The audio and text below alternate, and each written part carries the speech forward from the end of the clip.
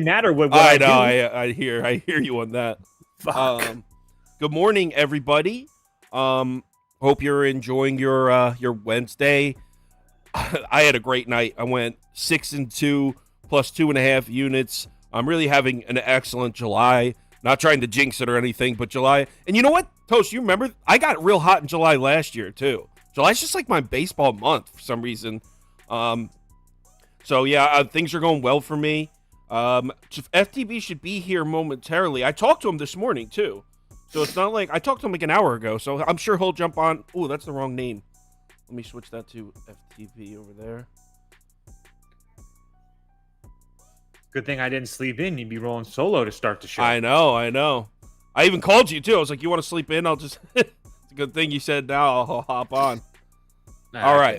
So, oh yeah, I put a poll up. Will Sauce's hot streak continue? 80% yes, 19% no. So the sharp pick is to say no, it will not continue. Those are the same people that are going to bet the Braves again today. I'm just kidding.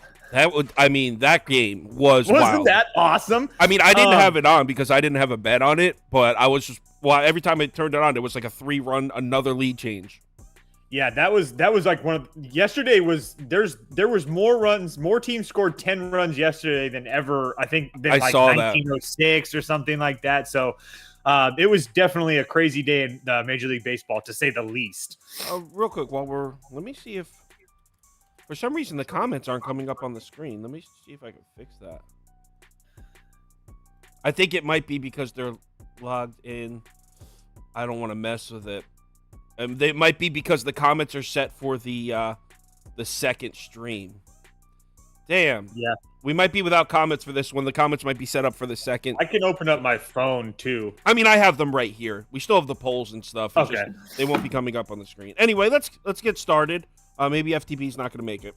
So, all right. So first game is Cleveland at Pittsburgh. Let's get a poll going. We'll go Guardians, Pirates, over, under. Okay, I'm assuming everyone's going to vote for Cleveland on this one. I'm betting Cleveland. Actually, the bet I threw down was Cleveland -1 at -110 on Fox Bet. I don't usually do that -1 bet, but I feel like this is a good spot for it to get it at even -110. Basically, it protects you. If you were going to lay the 1.5, it protects you, gives you a push if they only win by 1. So, yeah, I'm on Cleveland. I mean, it shouldn't need much of a description to get there, but Aaron Savale having a career year, just went into Texas, pitched a great game. Since June 1st, Savale's made 8 starts. He's got a 2.60 ERA and a 4.19 FIP. He's been solid as hell. Really no reason to doubt him here against a Pirates lineup that's dead last since July 1st against right-handed pitching. So, in the month of July, the Pirates have been the worst lineup in baseball against righties. I don't see any reason to doubt Savale. And then the other side is Rich Hill, and he's actually been somewhat formidable, like I was saying in his last start. And the Cleveland lineup is a lot more reliable against righties than it is against lefties right now. That's if you're wondering why the price is where it is. I think that's the odds maker's angle is Rich Hill's been better than people think, and Cleveland's lineup has been better against righties. So I guess that's the angle they like. They think Rich Hill has a shot to pitch a good game.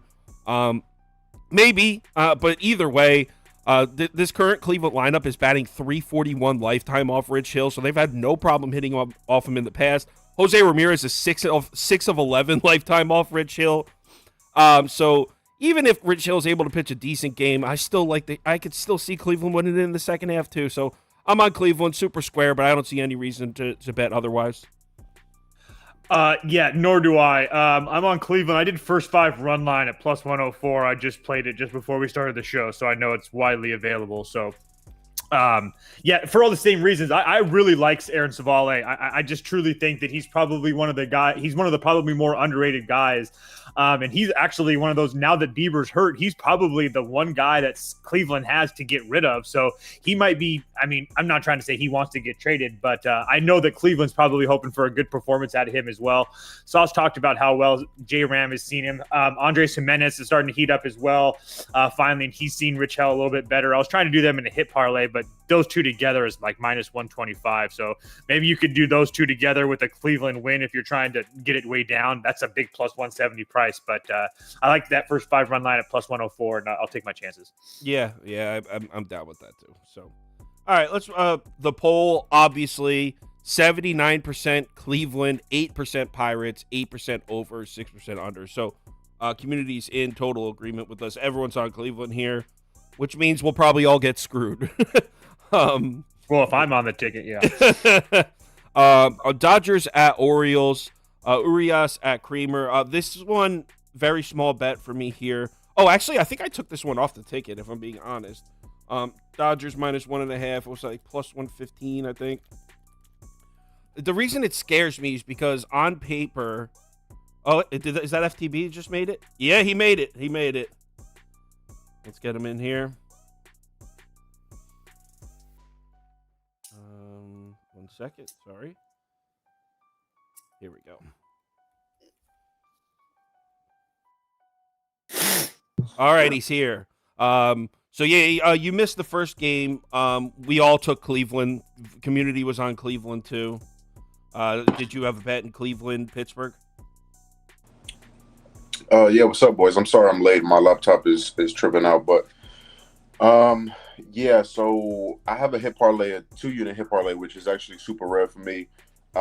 Stephen Kwan is actually the first leg of that. I'll just go through it really quick. I know you guys want to move on. Dick Mount and Rich Hill struggles with right-handed pitching, especially last 5 starts. Stephen Kwan is hot as fuck right now. He's hot versus right-handed pitching as well. At the top of the lineup on the road, decent chance for 5 at-bats. 5-game hit streak, 1+ hits in both games so far. So I think it's a really good spot for him. And that's leg 1 of the hit parlay. And I'll give out the second leg when we get to that game. Oh, okay. So it's not in separate games. Okay, cool. All right. Well, since the fact that he has Kwan on his, I'm just going to do Ramirez, Kwan, and Jimenez at plus 115, just so everybody knows. Okay. Yep. All right. So Dodgers at Orioles, like I said, my pick would be the Dodgers minus 1.5. I don't love it. I felt Baltimore was the correct side on paper for each of the first 2 games. Obviously, that didn't work out. I went 0-2 in those bets. So I feel like now that on paper this looks to be the spot to bet Dodgers, that this will be the one they'll lose. So Dean Kramer looked excellent in his 2 July starts. Let's give him some credit. But they were against the Marlins and the Yankees, 2 teams in the bottom 11 or 12 against right-handed pitching this month. Dodgers lineup, as we know, is a completely different animal. I don't even need to go through the Dodgers numbers. We all know how savage those bats have been. They should smash Kramer. Even though he's been pretty good, I still think they smash him. Kind of like Tyler Wells. Tyler Wells has been good as hell. Didn't really stop the Dodgers from annihilating that dude. And then, look, I know Julio Urias might have some questionable-looking numbers on the road this season, but keep in mind, he was coming back from an injury.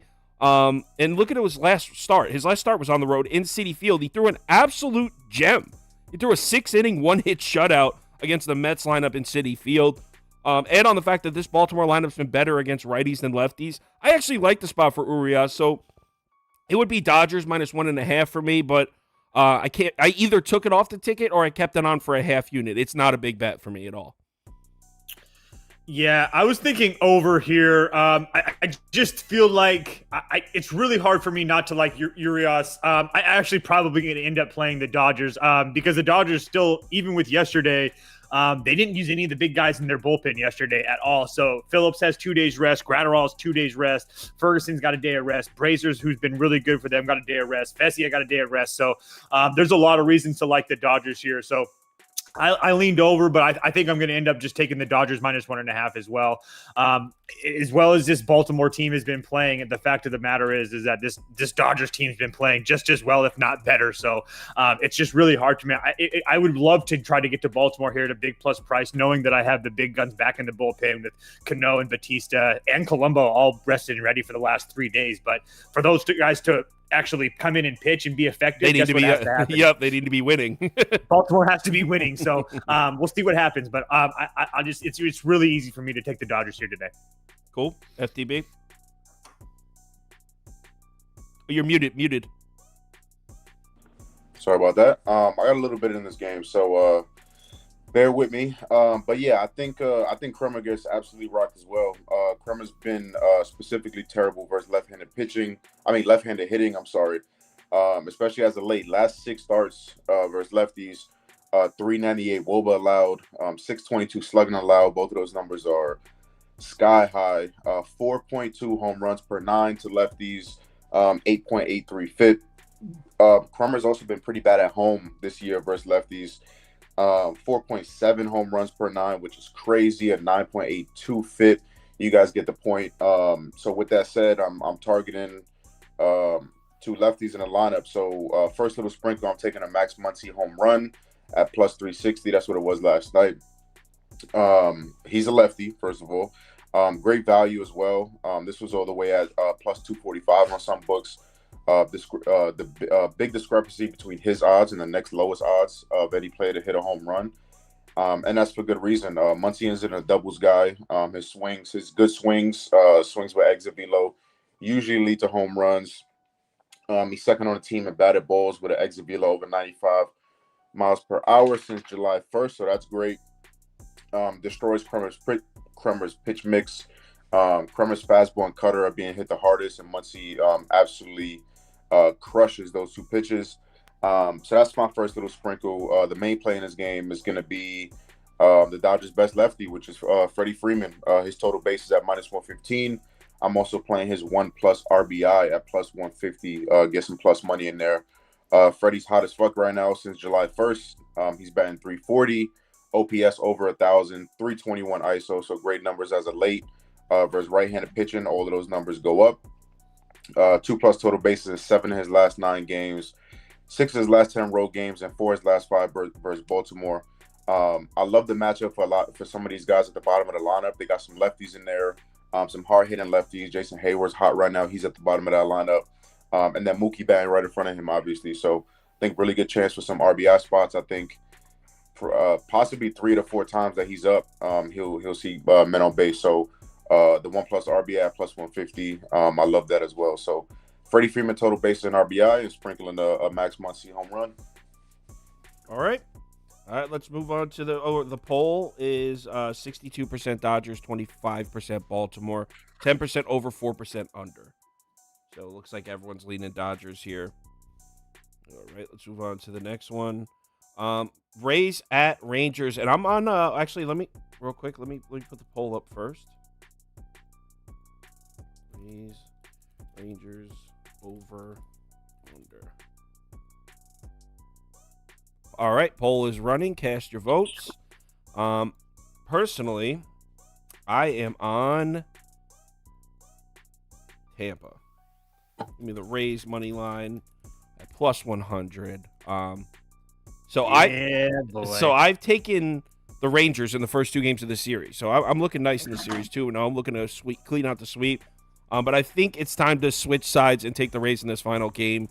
Look, I know that it's a bullpen day for Tampa. Cooper Criswell is listed as a starting pitcher. I know that's got to scare a lot of people off. I know that all sounds bad, but John Gray hasn't been good at all. On his last 3 starts, he's got an ERA at an even 6, FIP and expected FIP both over 5, well over 5. I know that you can look at his schedule and see that he pitched against Houston, Boston, and Cleveland. So he has had a rough stretch. I mean, Houston, Boston, Cleveland, for a righty starter, that's a tough little stretch of 3 games. But it's not like this Tampa lineup's a layup. Yeah, I fear them a lot more at home in Tampa Bay than I do on the road, but still, it's still a good lineup. But also, the main reason, well, I wouldn't say the main reason, but really a big determining factor here is the Rangers bullpen in this one. It's in a bit of a situation here. I doubt we'll see Will Smith. He's pitched 3 of the last 4 days. I doubt we'll see that guy Leclerc. He's pitched on back-to-back nights.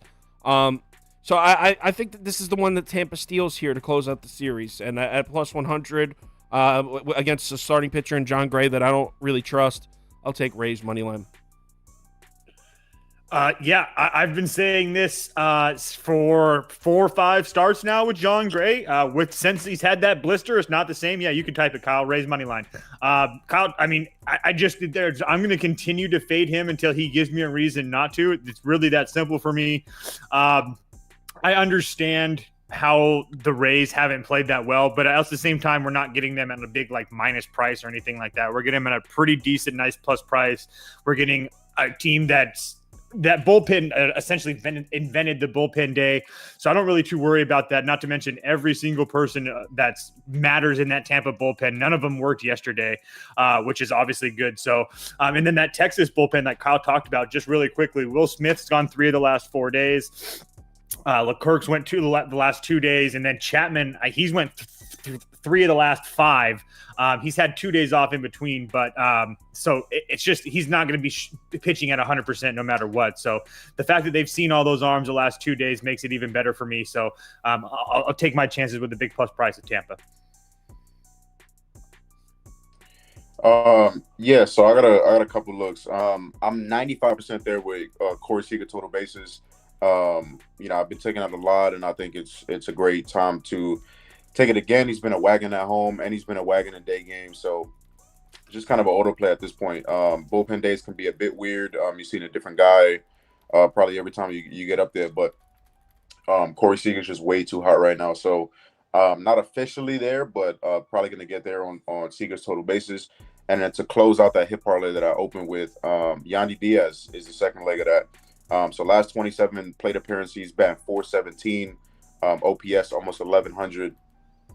Last 23 at bats versus righties, more the same. Batting .381, OPS almost 1,000. 1+ hit in 5 of his last 6 games, 6 of his last 10 games, and 18 of his last 22 versus Texas. John Gray last 5 starts, you guys were mentioning it, versus right-handed hitters, allowing a .375 batting average, a FIP over 5, and a WOBA over 400. I'm also sprinkling on Yandy Diaz 2+ hits for plus 185. Just a small sprinkle there. 2+ hits in 3 of his last 5 games. He's also batting leadoff on the road. Decent chance of 5+ at bats if Tampa can get some offense going, which I expect them to.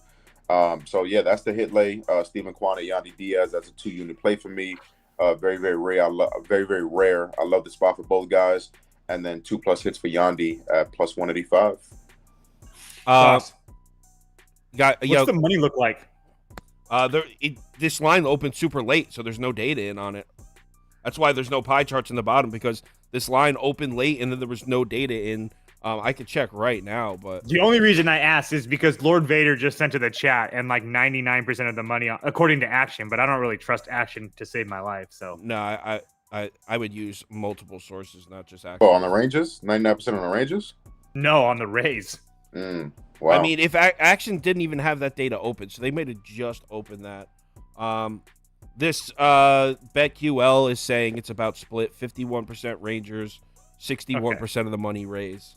Dope. Okay, I just wanted to make sure. And guys, yes, I know that Littell is listed as the starter. Cooper Criswell is listed as the primary pitcher. They do this all the time. We literally talk about this on the show. But so Littell's going to pitch probably 1 inning, and then Cooper Criswell is going to come in to pitch. So that's how they do that. The Giants do the same thing with that guy Walker. All right, so let's move on to the next one.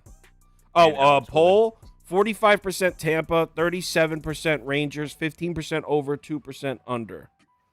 Wow. All right, let's move on to the next one. This is another one with no pie charts in because this line opened super late. Miami at Cardinals, and I love the over here. Oh, you know what? Let me do the poll first. Marlins, Cardinals. This is another series where I'm off to a hot start. I played the Cardinals in both the first 2 games, so I'm sitting at a nice 2-0. But can't get a scratch ticket after last night. That was awesome. And no, I would never play the lottery. The lottery's a tax for people who are really bad at math. So I am playing the over here at 8.5. So obviously we know how red hot the Cardinals lineup is. You should know that by now. Cards are 7-2 in their last 9 games. They're really playing pretty well. And by the way, this shouldn't be a shock either, because the Cardinals seem to always get hot in the second half of the season. I feel like it always happens this way. It's certainly for the last year or two, at least. The Cardinals offense basically top 5 in every single offensive category as of late. Now, to Sandy Alcantara, he has definitely looked a lot better recently. But still, even back last year in his Cy Young season, his worst split was on the road during the day. Road day games were not kind to Sandy Alcantara, and that was even when he was dealing. So now this year, his splits don't really indicate that. In fact, he's pretty even on the board as far as home, away, day, night. No glaring, nothing really jumps out to you as far as Sandy Alcantara splits this year. But last year, road day games were basically his only weakness. I don't really think we can count on Sandy to pitch a great game. And then the other side, we got Dakota Hudson getting his first start of the season. He was like somewhat okay as a starter with the Cardinals last year. 4.54 ERA. He made like 24 or 26 starts. So it's not like he was just up there. He was just in that rotation for majority of the season. He had a 4.54 ERA, FIP and expected FIP, both in the mid-fours. He was okay. And the Marlins lineup against right-handed pitching doesn't particularly scare me. So I'm not even saying Dakota Hudson's going to get rocked. But the question is, how deep do you think he's going to go into this game? Maybe 3 or 4 innings? I think the Fish will get 1 or 2 runs off him. But the reason I'm on the over, the bullpens. Check this out. This is nuts. And I even put these in here because I wanted to bring them up on the screen. Okay, so on the top, you have the Marlins bullpen. On the bottom, you have the Cardinals bullpen. Check this out. So Marlins, AJ Puck pitched back-to-back days. That guy Chargui pitched back-to-back days. Stephen O'Kurt pitched 3 of the last 4 days. All 3 of those guys most likely not available. And then even Tanner Scott, I don't even know if he's available. He's pitched 2 of the last 3 days, and yesterday he threw 26 pitches. Dylan Floro threw 30 pitches the other night. This Marlins bullpen is absolutely cooked. And then look at the Cardinals bullpen. Hicks, back-to-back nights. Gallegos, back-to-back nights. These bullpens, not only are they unreliable units to begin with, but they're completely taxed. So I could see this game being 2-1 in the 7th inning, and this over still hitting. I think there's going to be an explosion in the second half of this game. 2 teams that have been consistently smacking bullpens, too. It seems it's the perfect storm for bullpens to get rocked in this one. Yeah, I'm on the over as well. I really can't add anything else to what Sauce said. He really took, especially with those bullpens. I kind of worry that Sandy kind of comes out and pitches kind of well. I was on the over in this game last night. I thought it was a really nice play at 8, and it was kind of like not even close. So, of course, every Cardinal bettor got their run line bet cashed. So, damn right. That's just how I'm running right now. So, sometimes you're running hot, sometimes you're running cold. So, it is what it is. I hope I don't jinx Kyle. Nah, I'm good. Yeah, this is eventually going to be a pass for me. I really like the spot for Contreras, but he's not in the lineup. Although Goldschmidt and Arenado have terrible numbers lifetime versus Sandy, there's really good spots for them on paper. So I'm going to stay off. I was going to play Contreras, but he's not in the lineup, so I'll just pass. All right, sounds good. Let's move on to the next one, which is Astros at Rockies. Oh, first, poll results. 58% on the Marlins. Community really likes the Fish in this one. 25% Cardinals, 14% over, 2% under. So, wow, our viewers really on the Marlins kind of heavy here. Next game, Astros at Rockies. I'll run a poll real quick. This is a surprisingly close line.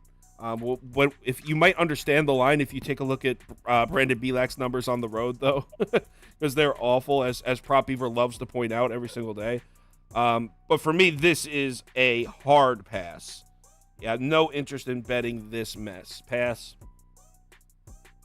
Yeah, I would lean Astros just because they lost yesterday and they've been hot, but it's kind of a weird line to say the least.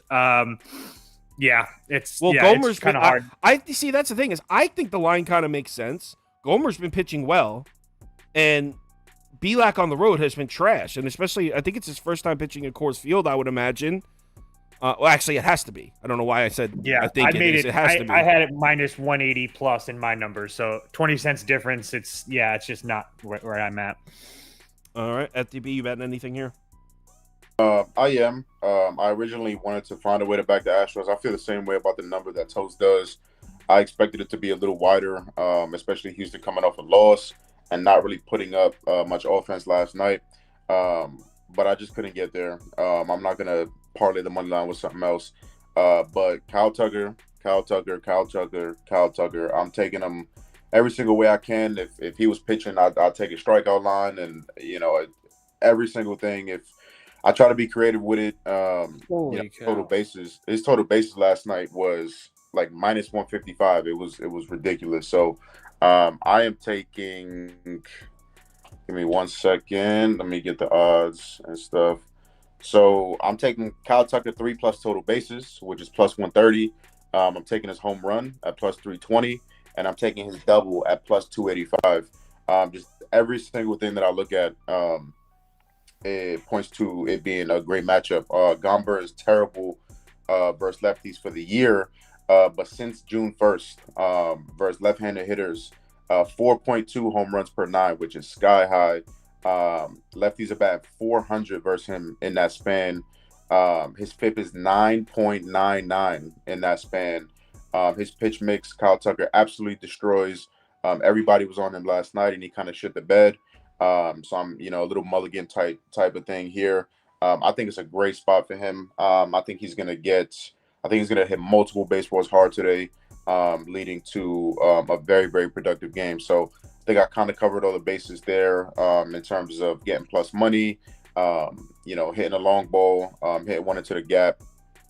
I think he has a real good chance, 5-6 plus total bases in this game. So love Kyle Tucker today. I think we have a great chance to maybe cash all of these. If not 2 out of 3. So I love Tuck tonight. All right, today. Kyle Tucker. I could care less about that game. A poll, wow, 21% of the viewers on the over, 61% on Houston, 14% on the Rockies, 3% under. In that I was just looking at Kyle Tucker props. His hits, runs, and RBIs at 2.5 at minus 130. Like, I don't know if I've ever seen that. Crazy. That's just crazy. Yep. 2.5. A guy named Laker fan says the Lakers have the deepest team in the league.